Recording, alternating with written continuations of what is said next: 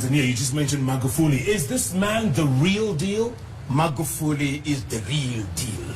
And I can assure you that the spirit of Mwalimu Nyerere is alive and well in Magufuli. And those who think that this is just the momentum out of the election will be shocked. This is the gentleman who in the next 10 years is going to provide moral and political leadership in the East African region. I'm not a Jewish prophet nor related to one, but watch this space. We aspire to have a country with high quality of life. We aspire to have a country with a stable economy, with good governance, of course with peace. The feeders are there to show that we are heading into that direction. The government's putting a lot of money in terms of having a modern infrastructure. The level of investment has massive projects that are being executed at the moment. The investment climate is also favorable. The business performance in the country is now coming out. You would note that for the past maybe decade or more, GDP growth rate has been above 7%. Tanzania is a greenfield. I think you'll agree with me that this is probably the best moment to invest in Tanzania. It's the most populous country in West Africa. You have a direct access to over 55 million people. But Tanzania, it's very strategically located. We are being surrounded by 8 countries, maybe 6 countries are landlocked countries. We are the one to provide a channel. We are talking about a market of more than 100 million people. There's not many parts of the world that have that kind of power. So if you are in a fast-moving consumer goods area or in any business that has huge outreach, Tanzania also provides that kind of opportunity. One of the aspirations of the vision to have a land-based society. I think it's very important that we empower more and more people to be able to take advantage of the opportunities that this country has to offer. There's all the potentials there to take things to the next level. I think there are a lot of good policies. The government is receptive to private sector investment. They're trying to work to develop the local industries, to develop local companies. I think they're doing things from all angles. They're not just focusing on one area. The system has been streamlined. The bottlenecks have been addressed. And government now is more proactive. So there are a lot of things that we see much more efficient. We have got right people with right mindset as well. The investors who come make more profit, but also that investment benefits the people. So I believe the time is right to transform Tanzania to that level. We are working today for a better tomorrow. This is just what happens. It's a trend, it's momentum that you just can't stop. This is the way to go forward. Let's work together. Let's make it possible for the people of Tanzania to achieve their dreams.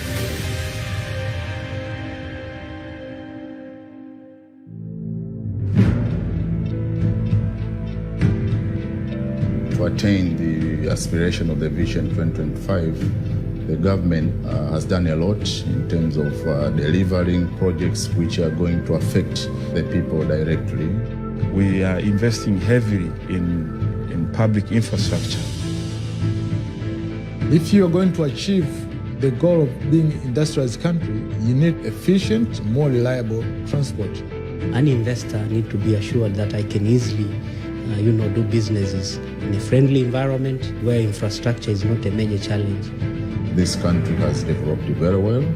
We have roads almost connected to each and every region in Tanzania. But now we're embarked in a very huge project, construction of a new standard railway. From Dar es Salaam to our capital city in Dodoma, in the business city and the capital city. We will spend around 3 hours. This is the biggest project in Africa, $3 billion USD, direct funds from the government. The railway is a must for the Tanzania to be able to achieve that Vision 2025. You are bringing the country a little bit more closer and you are reducing the transaction cost.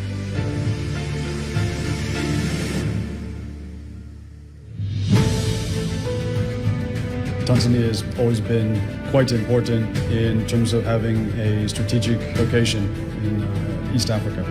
It's really important, especially in a country of 55 million people, modernize and expand the port.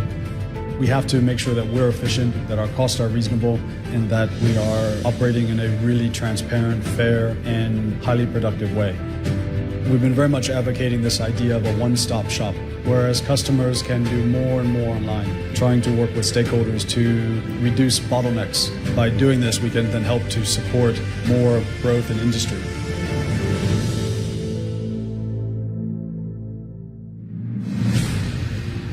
To achieve our national development vision, the Vision 2025, as the country is moving towards industrialization, a lot of energy is needed. The great concern for the national vision is by 2025 to have more than 10,000 megawatts that will be connected to the national grid. The country is delivering several energy projects, including the Kinyerezi. Kinyerezi is a suburb in Dar es Salaam where we are focusing on gas, and they have added enough power into the national grid to service the industrialization that is happening in Tanzania. Because you see, when you have efficient power supply, cost of production comes down significantly. Tanzania is diversifying its energy sources now. We have some minor projects in terms of wind, solar, but the biggest project now is the hydro. The formerly Stiglas Gorge, which is now called Julius Nyerere Hydro Power Station, is a 2,115 megawatts project. The fourth biggest dam in Africa. 2.9 billion USD. I think this amount of electricity in this time, it will make Tanzania is one of the leading countries in all fields. The hydropower project is going to be a game changer in terms of our economy, but also the project is going to conserve the environment in Tanzania. Before the project, the elephants were almost depleted in the area because of poaching. So one significance in terms of conservation is to act as a security buffer zone for the conservation of animals in the ravine. But also the people downstream who are suffering from floods. The dam itself is going to act like a control area. We are proud to work in such project from the day one and increase the prosperity of the people in Tanzania. For such a project, you have to work with a high level of engineering and a high level of technology and transfer this experience and knowing how in such projects. The peak will reach around 6,000 labor. At least 80% will come from Tanzania. Tanzania is going to transform its economy through implementing this project. People will be able to afford the price of the power because the price will go down.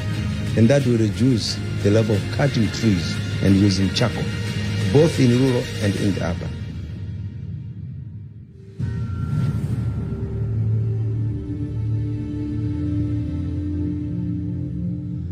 Tanzania is also endowed with a lot of natural resources, particularly on the extractive industry.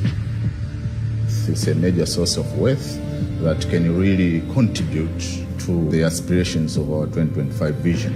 So what we are doing as government is to make sure the natural resources are benefiting the people. The revenue has risen tremendously. Come 2025, as our vision, we will hit the 10% contribution of the mining sector to the GDP. Tanzania is incredibly well endowed with some of the best gold deposits in the world. But we know for sure that there's more to come. Tanzania is largely underexplored, and it's a sure bet that you want to be here investing in this country. You have all the mines that other African countries and the rest of the world have: gold, copper, diamonds. But most importantly, Tanzania has Tanzanite. This stone, which is the rarest stone on earth, it's found on those two hills across the Kilimanjaro airport. It's the only place in the world. At last, Tanzania is waking up and taking measures to manage its resources, to develop the country's economy. Integral to our philosophy as a mining company in Tanzania is benefiting our stakeholders. Now, when we talk about stakeholders, that includes the government, the communities we operate in, our employees, and supplier bases. Probably our most valuable asset is our people. We're now at a record high of above 99% Tanzanians in the workforce. They're incredibly skilled, they're dedicated, they're honest, they're motivated. But core to that is being able to train, develop, and add more skills to this workforce. Nearly half of our employees come from the surrounding communities where our mine is. Empowering is the key word, and educating the communities with alternative livelihood programs.